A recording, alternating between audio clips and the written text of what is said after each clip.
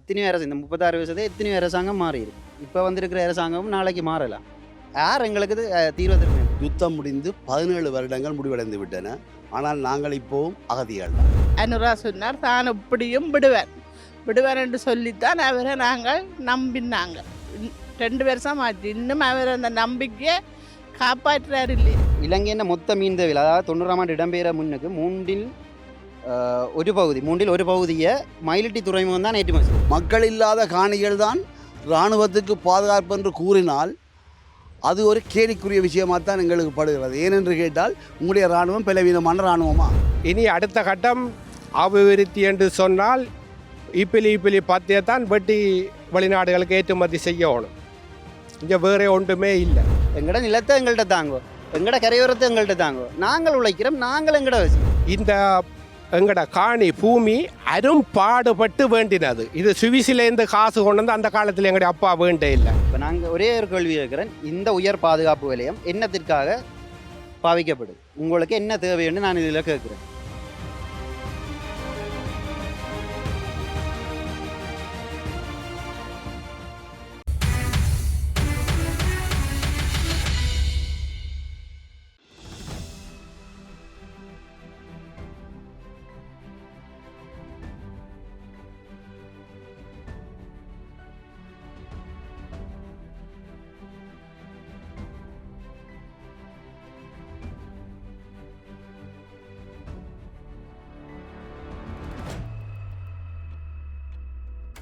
நான் இன்றைக்கு இந்த போராட்டத்திலே இலங்கை தமிழரசு கட்சியினுடைய தலைவர் என்ற வகையிலும் வடமாகாண சபையினுடைய அவைத்தலைவர் என்ற முறையிலும் இந்த போராட்டத்திலே கலந்து கொண்டிருக்கின்றேன். இந்த மக்களுடைய கோரிக்கைகளுடைய 100% நியாயப்பாடை வலியுறுத்த விரும்புகிறோம். எங்களோட கட்சி சார்பிலே வலியுறுத்த விரும்புகிறோம். நானும் ஒரு வலிகாமத்தை புறப்படமாக கொண்டவன் என்ற வகையில் மயிலிட்டி ஒரு பெரிய செல்வாக்கான ஒரு மண்ணாக இருந்தது. யாழ்ப்பாண பொருளாதாரத்தில் மயிலிட்டியினுடைய பங்களிப்பு மிகப்பெரியது. இலங்கையினுடைய மீன் உற்பத்தியிலே மயிலிட்டி ஒரு பெரும் செல்வாக்கை செலுத்திய ஒரு மண், ஒரு பிரதேசம். இன்றைக்கு இராணுவ ஆக்கிரமிப்பிலே, அதுவும் இராணுவம் முழுமையாக இந்த இடத்தில் இல்லாத போதும் அடைத்து வைத்து எங்களுடைய மக்களை ஆங்காங்கே அலைய விடுகின்ற ஒரு நிலையை நாங்கள் காண்கின்றோம். ஆகவே தொடர் போராட்டத்தினுடைய உணர்வுகளை மதித்து இந்த அரசாங்கம் இங்கே வெளியிடப்பட்ட அந்த 2013 வெளியிடப்பட்ட வர்த்தமான பிரசுரங்களை மீள கைவாங்கி எங்களுடைய மக்களை, இது ஒரு அடர்த்தியான ஜனத்தொகை கொண்ட ஒரு பிரதேசம், மீண்டும் அந்த மக்களுடைய காணிகளை அவர்களுக்கே கொடுத்து அவர்கள் இந்த மண்ணிலே தொழில் செய்து இலங்கை பொருளாதாரத்துக்கு, யாழ்ப்பாண பொருளாதாரத்துக்கு மேம்படுத்தின சேவையை ஆற்றுவதற்கான நடவடிக்கையை அனுரகுமார திசாநாயக்க ஜனாதிபதி அவர்களுடைய அரசாங்கம் எடுக்க வேண்டும் என்று ஒரு வலிமையான கோரிக்கையை நாங்கள் முன்வைக்க விரும்புகின்றோம். அதே நேரம் எதிர்வரும் திங்கட்கிழமை இவர்கள் எடுக்கின்ற இந்த உணர்வுபூர்வமான கோரிக்கையை வலியுறுத்துகின்ற போராட்டத்திலும் நாங்கள் நிச்சயமாக கலந்து கொள்வோம். அந்த ஆதரவை தெரிவிக்கின்றோம். அரசாங்கம் இவ்வாறான கோரிக்கையை நியாயமாக, சாதகமாக பரிசீலிக்க வேண்டும் என்றும் கூற விரும்புகின்றோம்.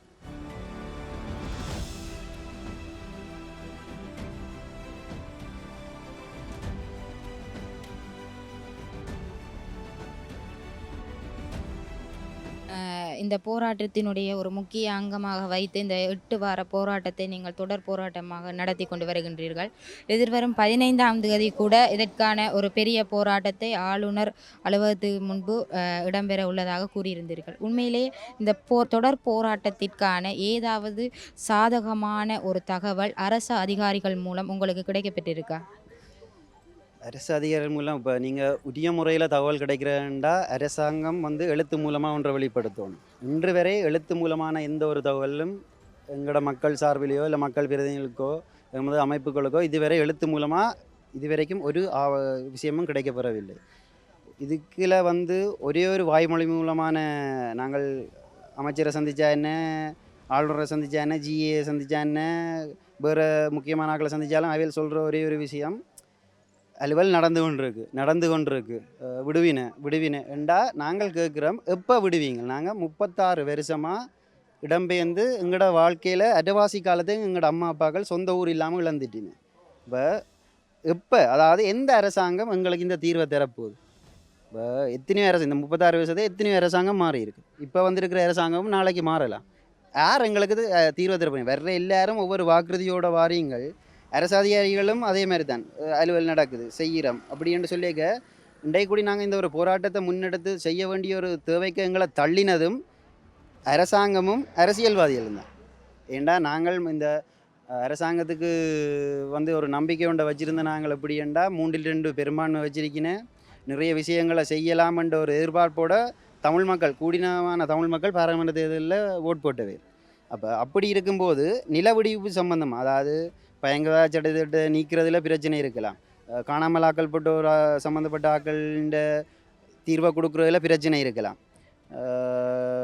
யுத்தத்தால் இடம்பெற்ற போர்க்குற்றங்கள் சம்மந்தப்பட்டதுக்கு தீர்வு கொடுக்குறதுல பிரச்சனை இருக்கலாம். எங்கட காணியை எங்களுக்கே தர்றதில் என்ன பிரச்சனை இருக்குது? எங்கட பூர்வீக காணி, எந்த அம்மா அப்பா தலைமுறையாக நாங்கள் வாழ்ந்த காணியை அந்த உரிமையாளர்களில் ஒப்படைக்கிறதுக்கு என்ன காரணம் இருக்குது?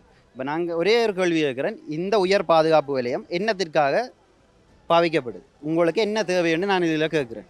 இப்போ அவையில் சொல்லிவின உண்டு, உயர் பாதுகாப்பு வலயம் உண்டு, யுத்தம் முடிந்து 17 வருடங்கள், இன்று வரை இந்த இடத்துல ஏதாவது ஒரு அசம்பாவிதம் நடைபெற்றிருக்கா?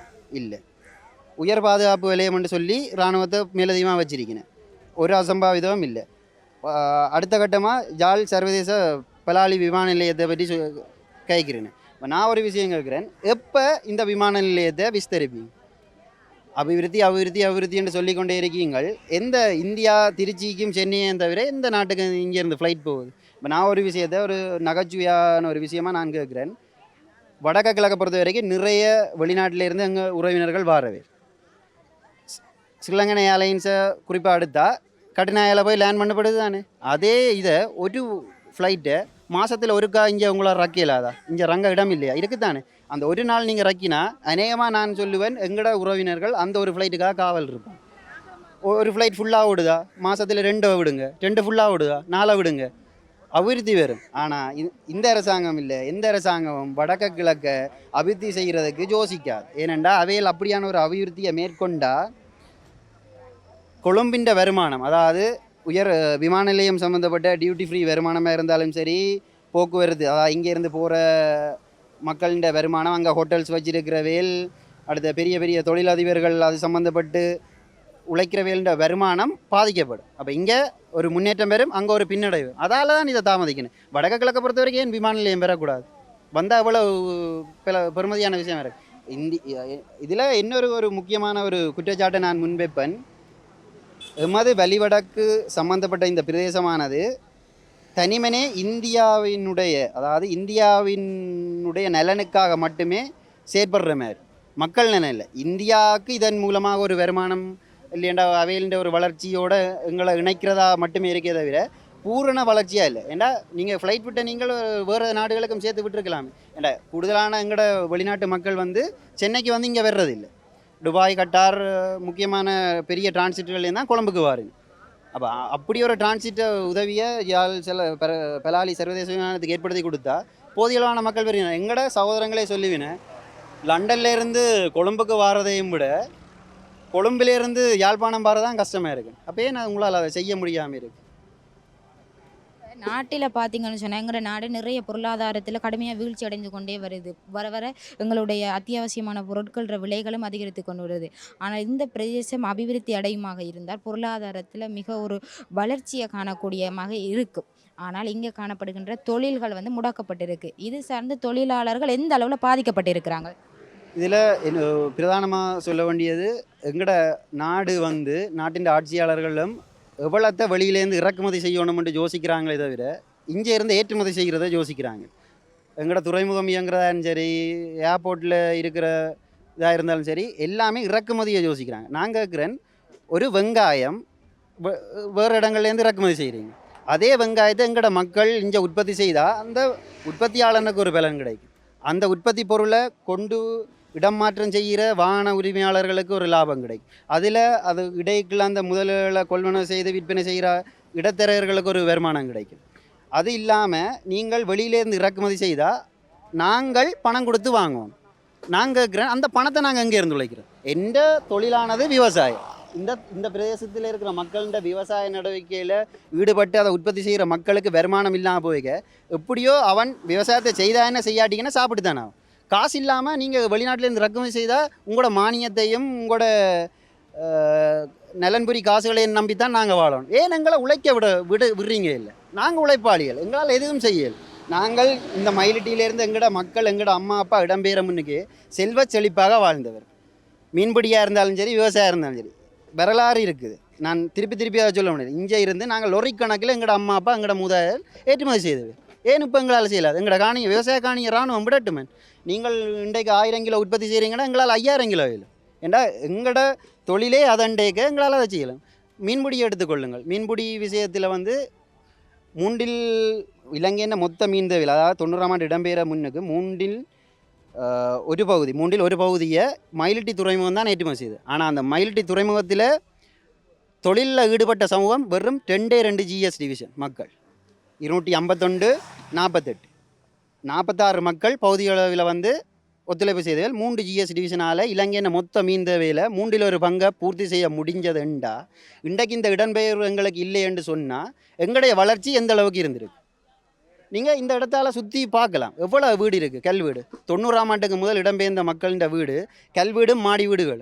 90க்கு முதல் எங்கே அப்படியான ஒரு விஷயம் யாழ்ப்பாண டவுனுக்கே இருந்திருக்கு. வேறு இடத்துல இந்த மயிலிட்டி இப்போ நீங்கள் பார்க்குற மயிலிட்டியில் இந்த ரோட்டு நீட்டுக்கு நடந்தால் அரைவாசி கல்வீடு தான். ஏன்னா அவ்வளோ செழிப்பாக இருந்தாங்க. எங்களுக்கு குறையே இல்லை. எங்களை வேறு இடத்துல யாழ்ப்பாணத்தில் இருக்கிற உடுப்பு கடைகளுக்கு இங்கே இருந்து தான் சாரியல் இதழ் கொடுத்தேன். ஏன்னா இங்கே இருந்து இந்தியாவோட ஒரு முறையற்ற ஒரு வர்த்தகமாக இருந்தாலும் அது இங்கே நடந்தது. அப்போ தேவையான அதிகளவான சாமான எங்களோட படகோட்டிகள் ரக்கி கொடுத்து வியாபாரம் செய்து யாழ்ப்பாணத்தில் இருக்கிற உடுப்பு கடையை கூடி இங்கே இருந்து தான் நல்ல உடுப்புகள் கொண்டு போய் சில நாளில் நேராக இங்கே எடுத்து கொண்டு போகிற அளவுக்கு இருந்தது. இப்போ நீங்கள் ஃபேமஸாக இருக்கிற எந்த உடுப்பு கடைக்காரரை கேட்டாலும் சொல்லிவினேன், பழைய ஆக்கள் இருந்தால் கட்டாயம் சொல்லிவினேன், இன்ன இடத்துலேருந்து தான் எங்களை வளர்த்தேன். நாங்கள் உடுப்பு கடைக்கு போனாலும் இன்ன இடம்னு சொன்னால் உடனே இன்னார தெரியுமான்னு கேட்போம். அப்படி செல்வம் எங்களை ஏன் உழைக்க விடுறீங்க? எங்களோட நிலத்தை எங்கள்கிட்ட தாங்கோ, எங்களோட கரையோரத்தை எங்கள்கிட்ட தாங்கோ, நாங்கள் உழைக்கிறோம், நாங்கள் எங்களோட வசிவி. உங்களோட ஒரு ரூபா காசும் ஒரு இலவசமாகவோ இனாமோ எங்களுக்கு தேவை. நாங்கள் உழைப்பாளி. இந்த முள்ளிவாய்க்காலில் ஒட்டு துணி கூடி இல்லாமல் நீங்கள் கலைச்ச மக்கள் இன்றைக்கு அங்கே என்ன மாதிரி இருக்கினேன்? இடம்பெயர்ந்ததை விட இன்றைக்கு வளர்ச்சியெலாம் இருக்கினேன். 1 ரூபா காசு இல்லாமல், அதாவது கையில் இருந்ததை கூடி பறிச்சிட்டு தான் விட்டவே, போட்டிருந்த நகையில் கூடி வாங்கிட்டு தான் விட்டவே, கொடுத்தவே இல்லை இல்லைத்தானே? அப்போ சைவரில் இருந்த மக்கள் திருப்பி என்னென்று இப்படி வளர்ச்சி கண்டவே. வேற ஒரு எங்கட மக்கள் உழைப்பாளிகளுடைய நிலங்களையும் உரிமைகளையும் கொடுங்கள். அவர்கள் தங்களுடைய வாழ்க்கையை தாங்களே பார்த்து, உங்களோட உதவி திட்டங்களோ நலந்திட்டங்களோ தேவையில்லை. அவர்களுக்கு உழைக்கிறக்குரிய தளத்தை கொடுத்தா அவையில் முன்னேறுவார்.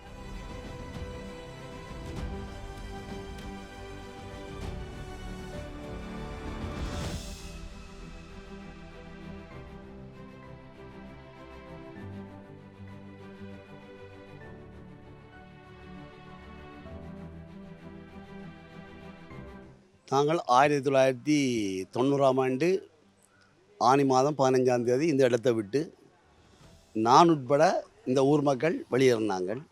இன்று 36 வருடங்கள் முடிந்து 37 வருடத்தில் 15ஆம் தேதி கால் வைக்க போகின்றோம். அதே நேரத்தில் யுத்தம் முடிந்து 17 வருடங்கள் முடிவடைந்து விட்டன. ஆனால் நாங்கள் இப்போவும் அகதிகள் தான்.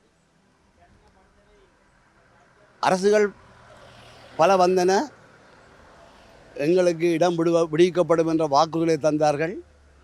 ஆனால் அந்த வாக்குறுதிகள் எல்லாம் காற்றில்.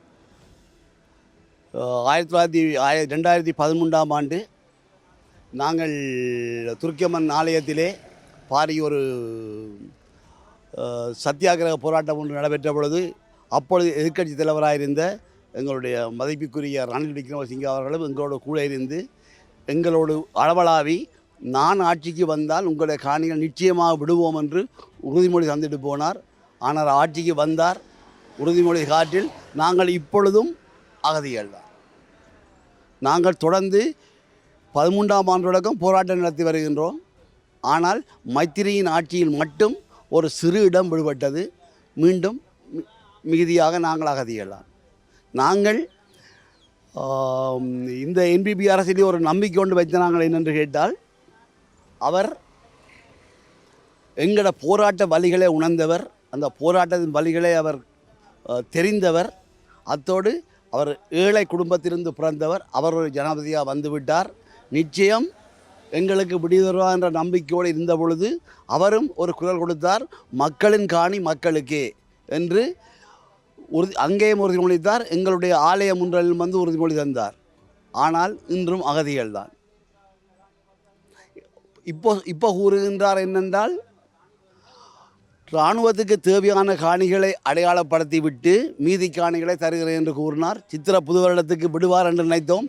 அன்றும் அந்த வார்த்தைகள் பொய்யா போகின. நாங்கள் இன்றும் அகதிகள் தான். நாங்கள் என்ன கேட்கின்றோம் என்றால், ஜனாதிபதிகளே, மக்களின் பாதுகாப்புக்கு இராணுவம்.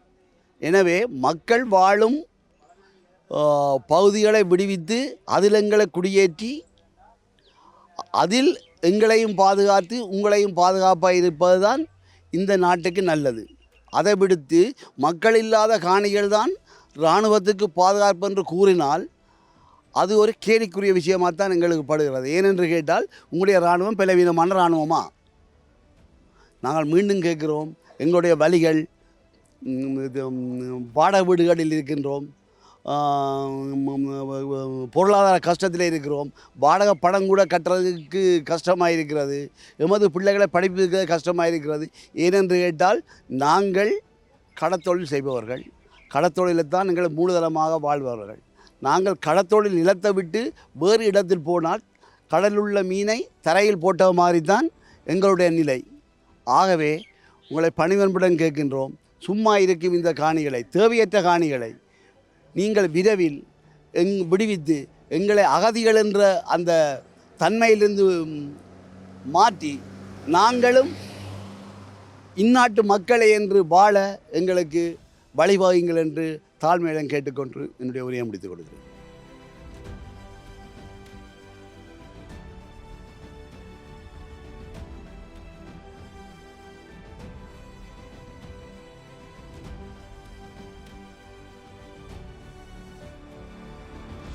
கிராம கோட்டடி சந்தியில் இருந்து பலாலி ஏர்போர்ட்டுக்கு போகிற ரோட். ஆனால் அது அரசாங்கத்துக்கு சொந்தமான ரோட் இல்லை, அங்கே ஒருத்தரும் வரையிலாது. அது அந்த ரோட்டு நாங்கள் சொந்தமாக போட்டது. அந்த ஊர் மக்கள், பக்கத்து வீட்டுக்காரர், பக்கத்து தோட்டக்காரர், நாங்கள் கிணறு வெட்டைக்கு எடுக்கிற கல்லை பாவிச்சு சொந்தமாக ஆக்களை வச்சு ரோட்டு போட்டு வச்சுருந்தாங்க. அந்த தார் ரோட்டும் போட இல்லை.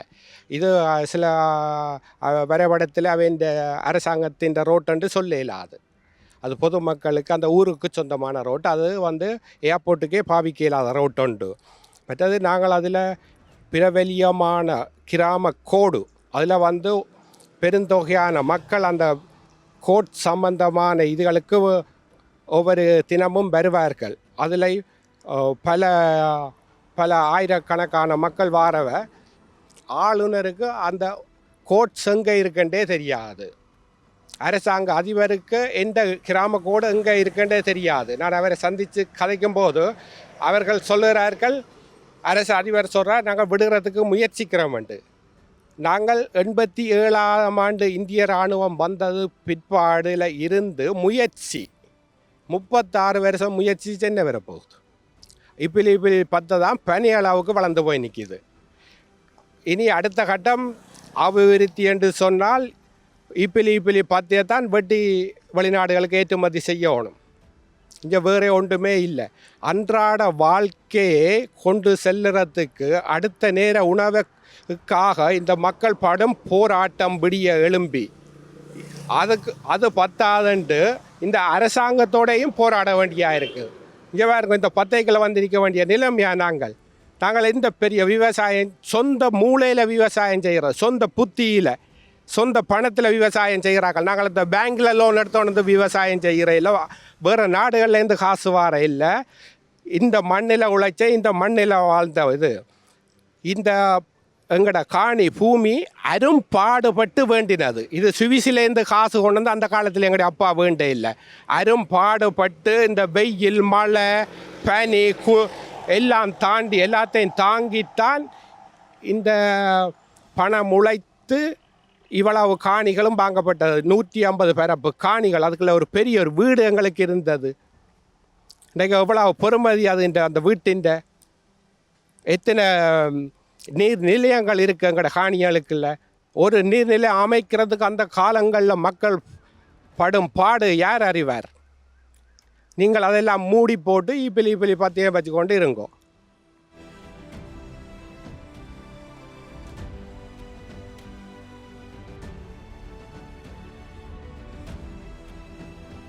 ஆயிரத்தி 1990 ஆனி மாதம் 15ஆம் தேதி எங்களோட பூர்வீக இடத்தை விட்டு இடம்பெயர்ந்து இப்படியே இருக்கிறோம். ஒவ்வொரு இடமாக நாங்கள் இடம்பெயர்ந்து எங்களோட சொந்த காணியை விடையில்லை.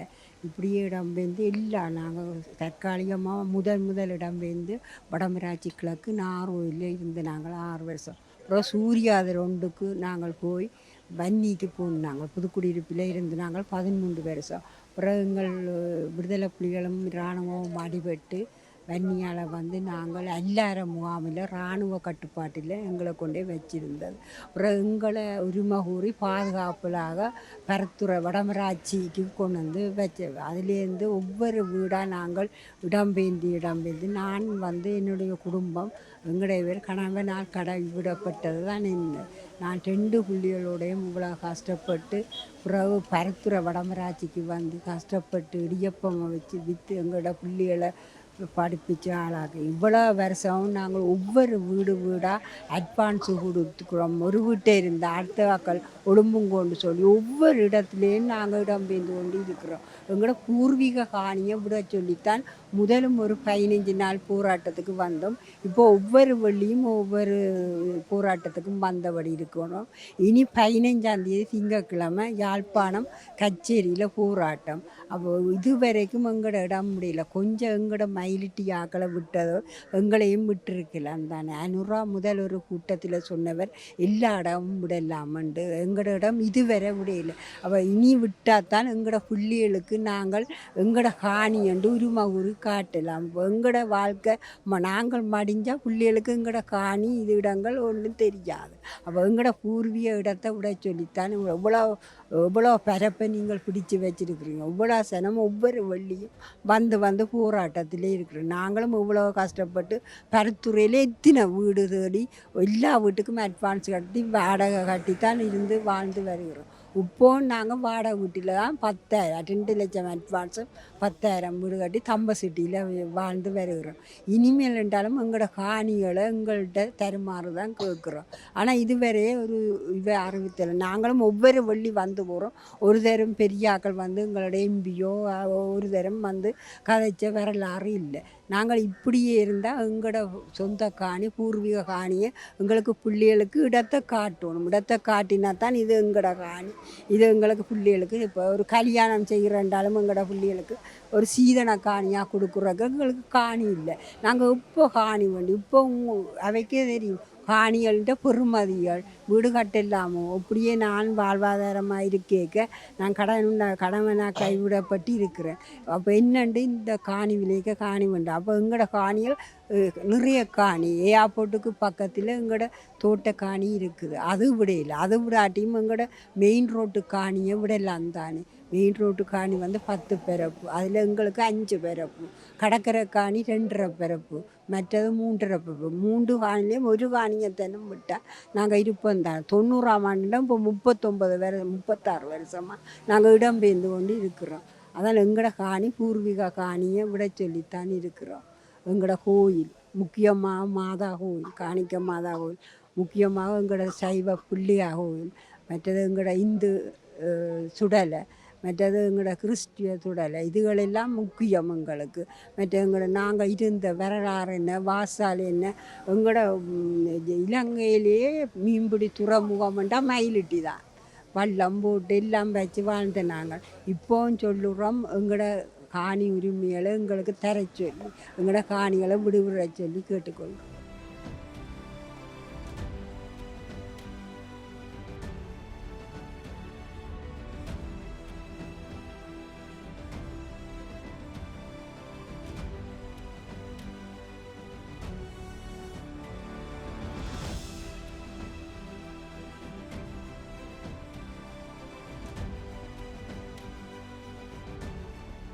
இல்லை, நாங்கள் 90ஆம் ஆண்டு 15ஆம் தேதி இடம்பெயர்ந்து இடம்பெயர்ந்து இன்று வரையிலையும் 28 வீடு மாறிவிட்டோம். 28 வீடு மாறி ஒவ்வொரு வீட்டுக்கும் 5000 10,000 அட்வான்ஸ் கொடுக்குறோம். இந்திய நிலையில் எனக்கு ஹஸ்பண்டும் மோசம் போட்டார். எனக்கு இதுக்குள்ள 8 பிறப்பு காணி கிடக்கு பிள்ளை. நாங்கள் முந்திரியை செய்து சிரிச்சாங்க. எங்களுக்கு அந்த காணியை விட்டால் எந்த நிலைமையில் நான் இன்றைக்கு அந்த காணிகளை முந்திரியை செய்து நான் ஜீவிப்பேன். எத்தனை நாளைக்கு பிள்ளைகளை எங்களை பார்ப்பினா, பிள்ளைகளுக்கும் பிள்ளைகள் இருக்குது. ஒரு நேரம் சிரிச்சினா பின்னா என்னுடைய நான் எந்த உழவில் இருந்தால் ஒரு தரம் சிரிச்சினக்க தேவையில்லை தானே. இனி ஹஸ்பண்டும் இல்லை. இனி ஒவ்வொரு வீடாக போய் அட்வான்ஸ் கொடுக்குற அளவுக்கு என்னிட வசதி இல்லை. வார நலன்புரி கூட எனக்கு வார இல்லை. அப்போ நான் அதுக்காகத்தான் நாங்கள் இதில் இருக்கிறோம். அங்கே இந்த காணிகளை விடுங்கோ. உண்மையிலே இந்த அரசாங்கத்தின் மீதான உங்களோட நம்பிக்கை எப்படி இருக்குது? ஒவ்வொரு முறையும் கோரிக்கைகளுக்கு முன்வைத்து மக்களுடைய ஏமாற்றம் இருக்குத்தானே இது? அதான் பிள்ளை அனுரா சொன்னார், தான் இப்படியும் விடுவேன் என்று சொல்லித்தான் அவரை நாங்கள் நம்பினாங்க. 2 வருஷம் ஆச்சு. இன்னும் அவர் அந்த நம்பிக்கையை காப்பாற்றுறாரு இல்லையே. அப்போ இப்படியே நாங்கள் தெருவாக இருந்து ஒவ்வொரு வீடு இனி நாங்கள் பிள்ளைகள் சின்னத்து தாண்டா இங்கே கோயில் அது வழி தான் போய் இருக்க வேணும் பிள்ளை. ஏனென்றால் யாரை நம்பி இருக்கலாம்? பிள்ளைகள் நடுக பிள்ளைகள் பாப்பின மட்டும் இல்லை தான். பிள்ளைகள் பாப்பினா பிள்ளைகளுக்கு வந்தவ பேர பிள்ளைகள் ஒரு நேரம் சிரிச்சினக்க கொடுத்தான். என்னுடைய காணிகள் 8 பிறப்பு காணி கிடக்கு. அந்த காணியில் நான் வீடும் கிடக்கு. நான் இப்போ வீடும் பார்த்துட்டேன். வீடும் கிடக்கு. என் பெரிய வீடு ஃபுல்லாக வீடும் கிடக்கு. இப்போ விட்டா கூடி நான் போய் அந்த வீட்டில் இருக்கலாம் தான். ஒரு தரம் சீரவும் மாட்டேன், சின்னக்கவும் மாட்டேன். எந்த இடத்துல சரி அவங்களோட வீடு இருக்குது? இந்த பாயிண்ட்டுக்கு பின்னாலே இருக்கு. இந்த மயிலட்டி பாயிண்ட்டுக்கு பின்னாலே இருக்கு.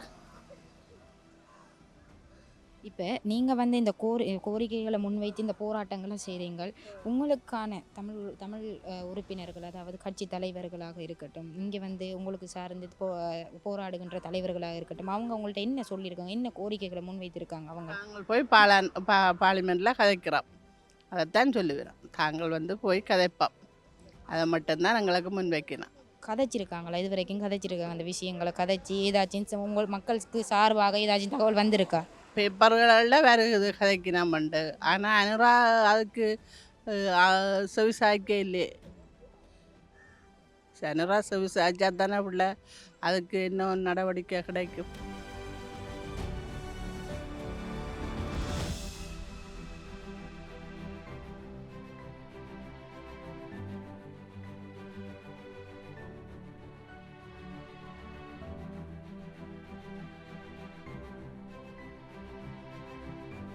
எங்களோட தொழில் பாரம்பரிய மீன்பிடி. நாங்கள் படித்த பாடசாலை இந்த முன்னாலே இருக்குது. இதில் காணிக்க மாதா கோயில் இருந்தது. அங்கால பாடசாலை இருந்தது. ரோமன் கத்தோலிக்க தமிழ்கலவன் பாடசாலை. இதில் ஆரம்ப பாடசாலை படித்த நாங்கள் ஆரம்ப பள்ளிக்கு. அங்கால சிஸ்டம் மடங்கள் இருந்தது. அங்கால பிள்ளையார் வரசித்தி விநாயகர் என்ற ஆலயம் இருந்த விநாயகர் ஆலயம். இதெல்லாம் 90ஆம் ஆண்டு 1900 நாங்கள் மீன்பிடி பேர் போட்டு கடத்தொழில் செய்து கொண்டு இருந்தாங்க. காபர் எல்லாம் 73ஆம் ஆண்டு இவ்வளோ பிரச்சனைக்கு மத்தியில் நாங்கள் இந்த காவர் கட்டப்பட்டது. ஆனால் இன்று இந்திய ரோலர்கள் காவர் ரம்பி போயிருக்குது. தென்பகுதியைச் சேர்ந்த ரோலர்களும் சில நேரம் வந்து அங்கே கட்டி நிற்கிறார்கள். அந்த காவருக்கு நாங்கள் போய் ஒரு போட்டு கட்டினா கூட வரி கட்ட வேண்டி கிடக்குது மத்திய அரசுக்கு, அந்த கடற்தொழில் திணைக்களத்துக்கு. அங்கே ஆனபடியால் இதெல்லாத்தையும் விடுதலையில் எங்களோட மக்கள், அதாவது 36 வருடம் கழிஞ்சு 15ஆம் தேதி இந்த மாதம் 15ஆம் தேதி 36 வருடம் முடிந்து 37ஆவது வருடம் ஆரம்பிக்க போகுது. நாங்கள் யாழ்ப்பாணம் கச்சேரி ஆளுநருக்கு இந்த அரசு செயலகத்துக்கு முன்னால் கச்சேரியில் ஒரு மறிய போராட்டம் மாதிரி ஒன்று நடத்துறதுக்கு நாங்கள் நினைச்சிருக்கிறோம். என்றால் 36 வருடம் இந்த அரசாங்கம் வரைக்கே மக்கள்கிட்ட காணி மக்களுக்கு உடனடியாக தரப்படும்னு சொன்னால் 2 வருடம் அநேகமாக முடிய போகிறது. ஆனால் இன்றைய வரைக்கும் மக்களுக்கு காணி தாரதாக காண இல்லை. இருக்கிற காணிகளையும் பிடிச்சி கொண்டு போகிறார்கள். ஆனபடியாக நாங்கள் தொடர்ந்து இதில் ஒரு 7ஆவது வாரமாக ஒவ்வொரு வெள்ளிக்கிழமையிலும் அந்த மக்கள் எல்லாம் புலம்பெயர்ந்திருந்தாலும் வாகனங்களில் இங்கே வந்திருந்து இதிலேயே இருந்து காலமே 8 மணியில் இருந்து 1 மணி மட்டும் இந்த போராட்டத்தை நடத்தி போட்டு தான் நாங்கள் போகிறோம். எல்லாரையும் சம்மந்தப்பட்ட எல்லாரோடும் நாங்கள் கதைச்சி கொண்டு போகிறோம். இந்த காணிகளை விட்டு இந்த மக்கள் இந்த சொந்த காணிகளை மீள் குடியிருக்கணும்ண்டு. ஆனால் அரசாங்கம் மீள் குடியேற்ற எண்ணம் இல்லை அரசாங்கத்துக்கு. இந்த மக்கள் எல்லாம் உறவினற்ற வீட்டிலும் வாடகை வீடுகளிலும் தான் வாழ்ந்து கொண்டிருக்கிறார்கள். மக்களுக்கு ஒரு காணியை ஒரு அரச வழியிலையோ இல்லை ஒரு காணியிலையோ வீடை கட்டி கொடுத்து தங்க வைக்கணுன்ற எண்ணமும் இல்லை. ஆனமடியால் நாங்கள் இருக்கிறோம், உடனடியாக இந்த காணிகளை விட்டு இந்த மக்கள்கிட்ட மீள்குடியேற்றம் செய்கிறதுக்காக ஒழுங்குகளை செய்தரவன்மெண்ட்டு தாழ்மையாக கேட்டுக்கொள்கிறோம்.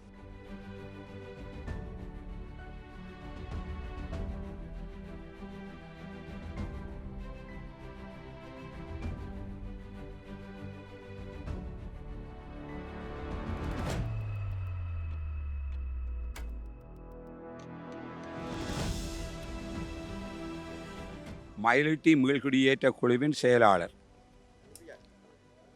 நாங்கள் 36 வருடங்கள் அகதி வாழ்க்கை வாழ்ந்து இப்போது 37வது வருடத்தில் காலடி எடுத்து வைக்கப் போகின்றோம்.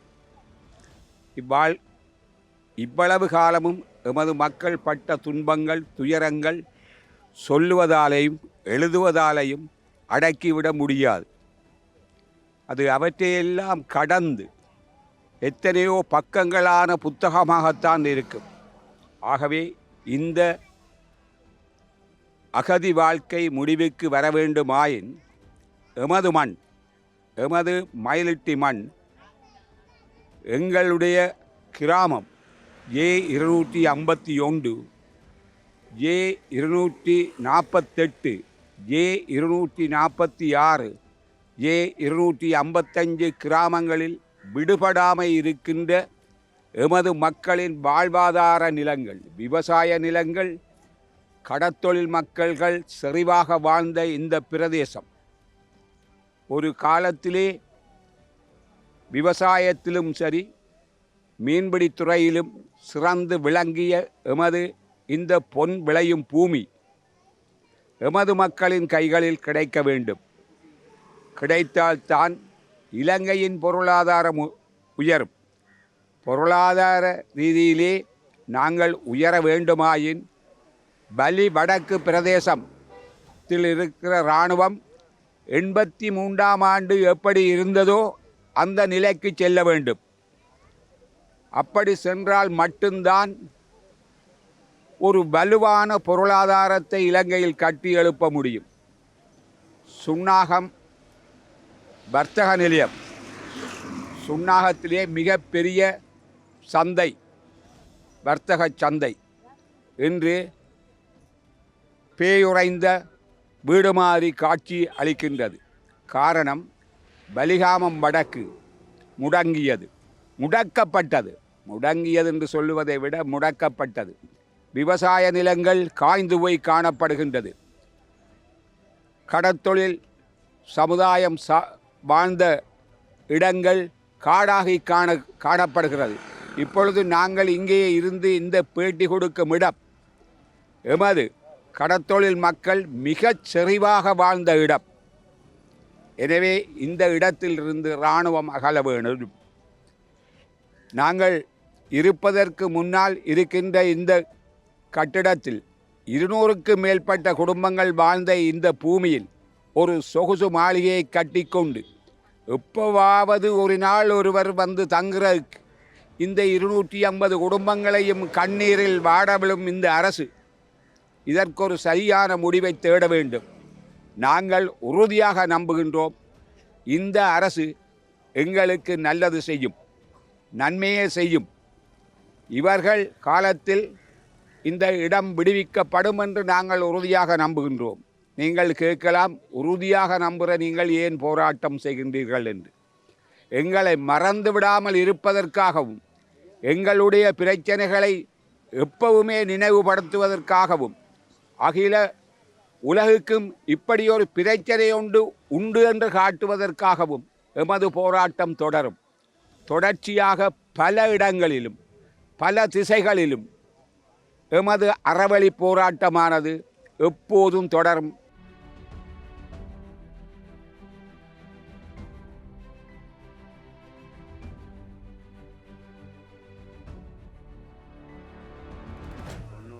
இடம்பெயர்ந்து இப்படியே போய் இம்பசிட்டியில் இருந்து இவ்வளோ காலமும் எங்களோட தொழில்கள் செய்து கொண்டு வந்தாங்க. எங்களோட காணிகளுக்கும் வந்து நாங்கள் போராட்டம் செய்து இதுவரைக்கும் இன்னும் எங்களுக்கு விமோசனமே கிடைக்கல. அங்கே எங்களை தொழில் செய்ய கூடி விட்றாங்க இல்லை. எங்களை கலைக்கினவங்க கூட மைட்டிக்கு ஓடுங்கன்னு தான் கலைக்கிறாங்க. இப்போவும் கலைக்கிறாங்க. உங்களோட சொந்த இடத்துல போய் தொழிலை செய்யுங்க, உங்களை இங்கே செய்ய வேண்டாம்னு தான் இம்பிடி சங்கமே இப்போ எங்களுக்கு நிபந்தனை விதிச்சிருக்குது. அப்படியே இடங்களை விட்டு தர சொல்லி நாங்கள் தாழ்மையுடன் கேட்டுக்கொள்வோம்.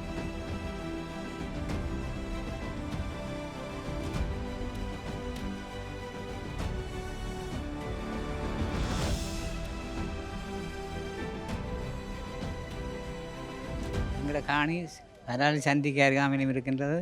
இங்கே காணிக்க மாதாவில் வடக்கு பகராகவும் இருக்கின்றன. எனவே நாங்கள் 90ஆம் ஆண்டு இடம்பெயர்ந்து இப்படியே தாலி அடி செம்மியம் பெற்று எல்லா முகாம்களில் இருந்து திரும்பவும் பருத்துறையில் வந்து 17-18 வருடங்களிலிருந்து திரும்ப எங்களது ஐயா ஒரு காணி வளரால் எடுத்து விட்டபடியால் அதுக்குள்ளே ஒரு வீட்டு திட்டத்தை கட்டி இப்போ வாழ்கிறோம். ஆனால் எங்களோட சொந்த நிலம் இன்னும் கிடைக்கவில்லை. பிள்ளைகளும் வளர்ந்து கல்யாணம் செய்து இந்த பிரயாணத்தில் இருக்கின்றார்கள். எங்களே இந்த கஷ்டதான நிலையில் இருக்கின்றோம். ஆனால் அந்த காணிகள் எங்கள் மக்கள் இந்த காணிகள் இன்னும் விடுவிக்கப்படவில்லை. தேவாலயங்கள் பாடசாலைகள் இன்னும் விடுவிக்கப்படாத நிலையில் இருக்கின்றன. தற்பொழுது அரசாங்கம் உண்மையிலே விடுவார்கள் என்று சொல்லி இருக்கின்றார்கள். ஆனால் 2 வருடம் கடந்தும் இன்னும் விடுவிக்கப்படவில்லை. எனவே இந்த காணிகளை விரைவாக விட்டு தரும்படி தாழ்மையாக அரசு சார்பற்ற நிறுவனங்களுக்கும் அரசாங்கத்துக்கும் தெரிவிக்கப்படுத்துகின்றோம்.